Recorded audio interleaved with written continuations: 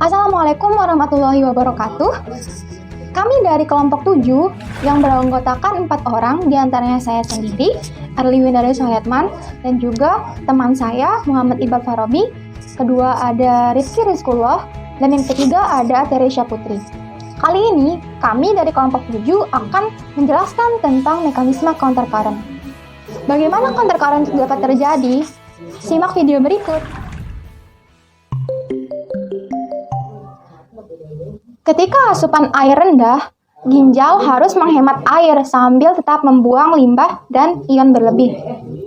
Di bawah pengaruh hormon antidiuretik, ginjal menghasilkan sejumlah kecil urin dengan konsentrasi tinggi. Urin bisa 4 kali lebih pekat sampai dengan 1200 miliosmol per liter daripada plasma darah atau filtrat glomerulus yang konsentrasinya itu 300 miliosmol per liter. Kemampuan hormon antidiuretik ini menyebabkan ekskresi urin pekat tergantung pada adanya gradien osmotik zat larut dalam cairan interstisial medula ginjal. Jika dilihat pada gambar, konsentrasi zat larut cairan interstisial di ginjal meningkat dari sekitar 300 miliosmol per liter di korteks ginjal menjadi sekitar 1200 miliosmol per liter, jauh di dalam medula ginjal. Berikut ada 2 faktor utama yang berperan dalam membangun dan mempertahankan gradien osmotik, yaitu yang pertama, perbedaan permeabilitas dan reabsorpsi zat larut dan air di berbagai bagian lengkung Henle dan ductus collectivus yang berbeda. Dan yang kedua, ada aliran yang berlawanan arah cairan melalui saluran berbentuk tabung di struktur medula ginjal.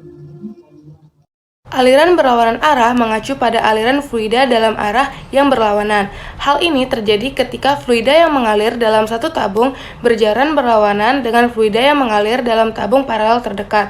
Contoh aliran berlawanan termasuk aliran cairan tubulus melalui pembuluh descendant dan ascendant dari lengkung Henle dan aliran darah melalui pembuluh ascendant dan pembuluh descendant dari fase rekta. Sehingga terdapat 2 jenis mekanisme arus bolak-balik yang ada di ginjal. Yang pertama, counter current multiplication, dan yang kedua, counter current exchange atau pertukaran arus bolak-balik.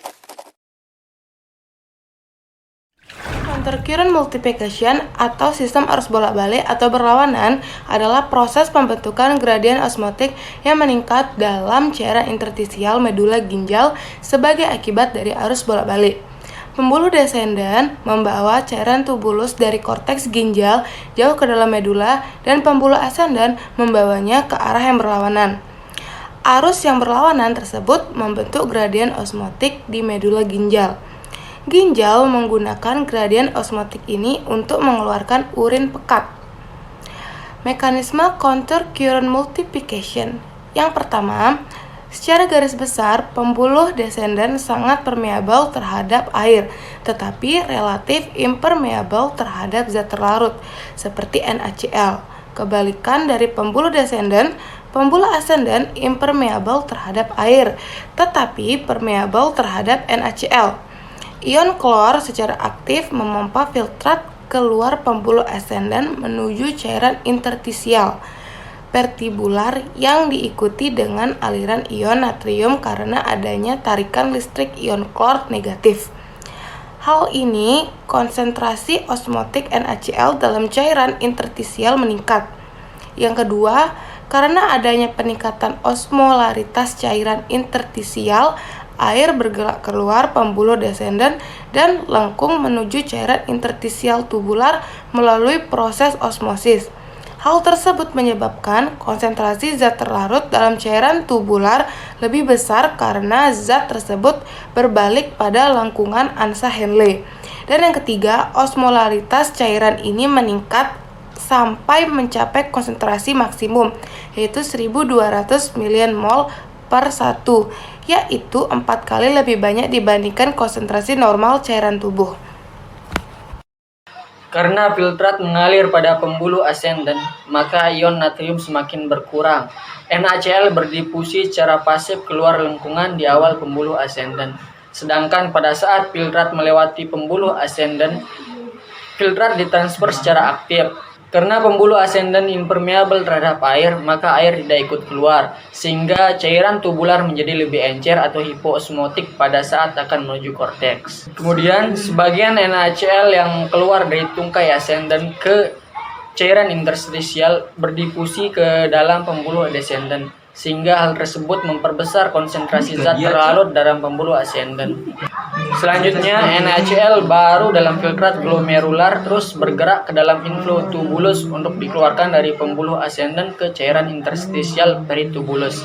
Dengan demikian, mekanisme daur ulang ini menggandakan konsentrasi NaCl. Akibatnya, cairan interstisial yang menyelubungi Hansa Henle mengandung garam berkonsentrasi tinggi, seperti filtrat dalam Hansa Henle, sehingga gradien konsentrasi vertikal dari korteks yang isoosmotik ke medula yang hiperosmotik dapat dipertahankan. Jelaskan terkait dengan mekanisme countercurrent exchange. Countercurrent exchange atau biasa disebut dengan pertukaran arus balik adalah proses di mana zat terlarut dan air bertukar secara pasif di antara darah pada vasa rekta dan cairan interstisial medula ginjal. Hal ini disebabkan karena adanya aliran yang berlawanan arah atau countercurrent flow.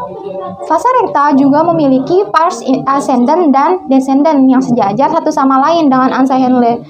Sama halnya seperti cairan tubulus yang mengalir berlawanan pada Hansa Henle. Pada vasa rekta, darah mengalir secara berlawanan pada bagian ascendant dan descendant.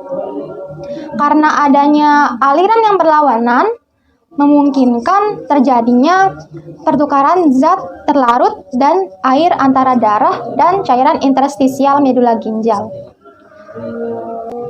Berikut adalah mekanisme countercurrent exchange. Pertama, darah yang masuk ke vasa rekta itu mempunyai osmolaritas sekitar 300 miliosmol per liter. Pada saat mengalir sepanjang bagian descendant ke dalam medula ginjal, cairan interstisialnya itu semakin pekat. Bisa dilihat pada gambar berikut. Kemudian, ketika darah mengalir balik ke pembuluh ascendant vasa rekta yang paralel dengan tungkai descendant tubulus, garam akan berdifusi kembali ke kapiler dan air juga akan kembali ke pembuluh. Hal ini karena darah mengalir melalui daerah yang konsentrasi cairan interstisialnya semakin berkurang.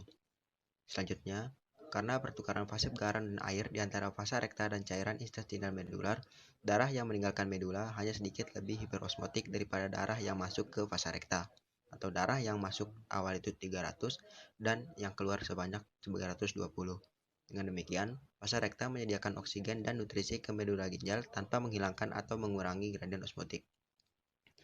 Lalu, lingkaran panjang Henle menetapkan gradien osmotik di medula ginjal dengan cara penggandaan arus berlawanan, tapi pada vasa rekta dilakukan dengan memelihara gradien osmotik di medula ginjal dengan pertukaran